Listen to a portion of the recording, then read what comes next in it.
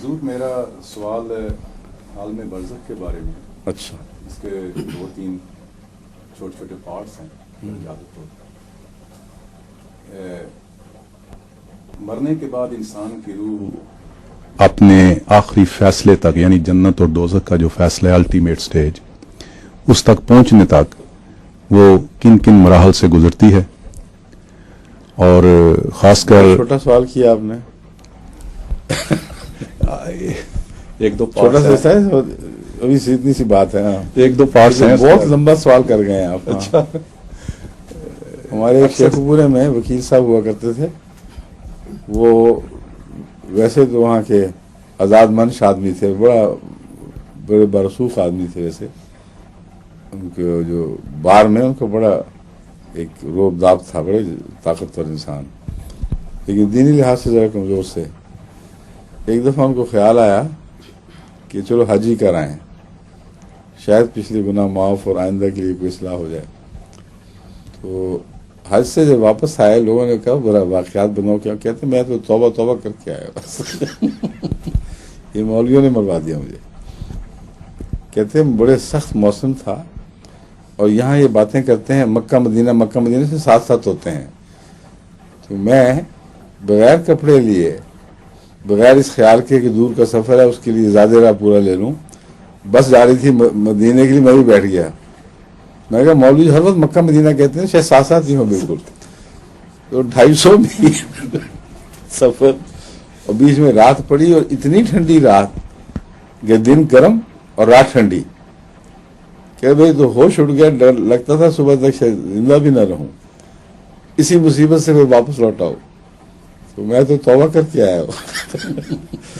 مراد میری یہ ہے کہ بعض دفعہ جو فاصلے ہیں وہ دیکھنے میں چھوٹے لگتے ہیں، سنتے جو رہتے ہیں ہر وقت ابھی مرے کل جیے تو اس میں مولوی کا قصور نہیں، ایک طبی حالت ہے. اصل میں انسان کثرت سے جو باتیں بیان کرتا ہے ان میں فاصلوں کا خیال نہیں رہتا کہ فاصلے کتنے ہیں. یا بیان کرنے والے کو تو علم ہے لیکن سننے والا بعض دفعہ نہیں سمجھتا. یہ مطلب ہے. تو آپ نے بھی عالم برزخ کو تو ادھر مرے اور کل اٹھ کھڑے ہوئے اور بیچ میں عالم برزخ چھوٹی سی آ گئی. یہ بات نہیں ہے. عالم برزخ کا دور تو ہو سکتا ہے 1 ارب سال بھی ہو، کوئی نہیں جانتا کہ کتنا لمبا دور ہے. قرآن کریم نے یہ بیان فرما دیا ہے کہ اتنا لمبا دور ہے کہ اس جگہ سے جہاں تم اٹھو گے، جہاں سر دوبارہ نکالو گے، وہاں سے دنیا اپنی اتنی چھوٹی دکھائی دے گی کہ گویا تم 1 دن بھی نہیں رہے بلکہ 1 گھنٹہ بھی نہ رہے، 1 دن کا ایک حصہ بھی نہ رہے. اور جس نے سب سے بڑا اچھا اندازہ لگایا ہوگا وہ کہے گا نہیں 1 دن نہیں، 1 ساتھ بھی ہم نہ رہے ہوں شاید وہاں. اور اللہ تعالیٰ کہے گا کہ تمہیں اس کو بھی پورا اندازہ نہیں. اتنا چھوٹا عرصہ دکھائی دے گا اس فاصلے سے کہ زندگی بالکل ہی مختصر سی آنن فانن آتی اور جاتی ہوئی دکھائی دے گی. اس زندگی میں آپ مڑ کے دیکھیں تو اتنا چھوٹا تو نہیں نظر آتا. بچپن کا زمانہ سکڑتا تو ہے، مگر یہ تو نہیں کہ آپ کہیں کہ میں آنن فانن ختم ہو گیا. اس لیے وہ زمانہ بہت دور کا ہے. اور یہ سارا عرصہ روح کی پرورش میں، اس کے ترقی دینے میں، اس کو نئی صورت میں دوبارہ زندہ کرنے پر خرچ ہوگا. اور اس تمام عرصے میں بیمار روح بیماری کے دکھ اٹھاتی رہے گی، صحت مند روح صحت کی لطف اٹھاتی رہے گی، مگر مبہم طور پر، جس کا پیٹ میں بیمار بچہ ہو یا صحت مند بچہ. اور جب وہ مکمل طور پر اپنی نشو و نما پا کر اس دنیا میں ابھرے گا تو اس وقت قرآن کریم کے مطابق اس کی نظر بہت تیز ہو چکی ہوگی.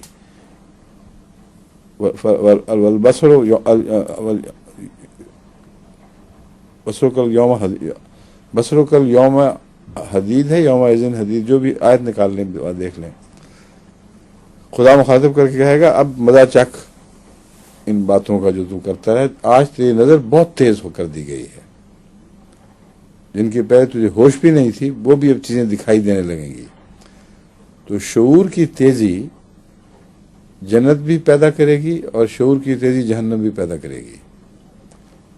اگر کسی کی قوت شامہ ماری گئی یعنی سونگھنے کی حس مر گئی ہو تو وہ گندی بدبودار چیز بھی کھا سکتا ہے, اس کو پتہ نہیں چلے گا کہ میں کیا کھا گیا ہوں.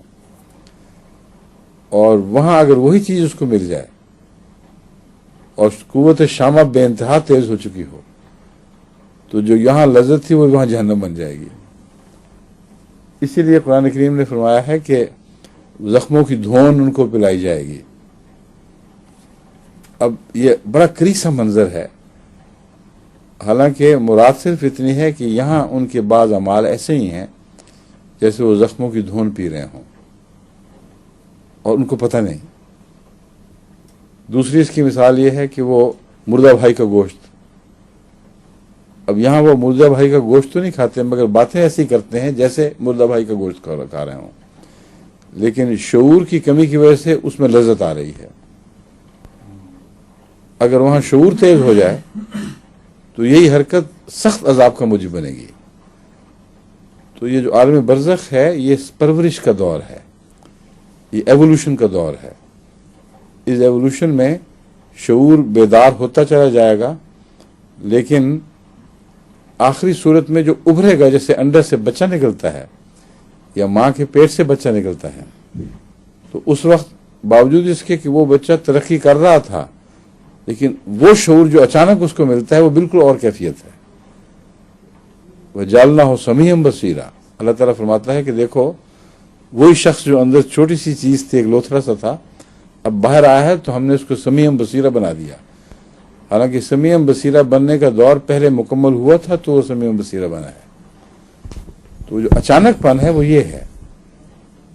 آخر پر یہ روحیں ڈیلیور ہوں گی اپنی اپنی قبر سے, جو بھی ان کا یہ خدا نے ماں کا پیٹ بنایا ہوا ہے ان کی پرورش کے لیے, اس میں سے جب ڈیلیور ہوں گی تو یوں جیسے روتا ہوا بچہ ایک دم باہر آ جاتا ہے, پھر وہ سنتا بھی ہے اور وہ دیکھتا بھی ہے, مگر اس طرح نہیں جس طرح ماں کے پیٹ میں دیکھ رہا تھا.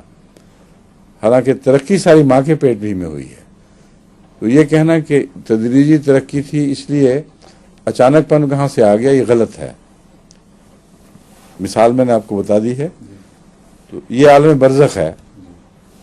اب اس پر آپ کے کوئی اور سوال اٹھتے ہیں تو بتائیں, مگر میرا خیال ہے جو آپ نے کہنے کی باتیں میں کہہ چکا ہوں, یا کوئی معین سوال ہے تو بتا دیں.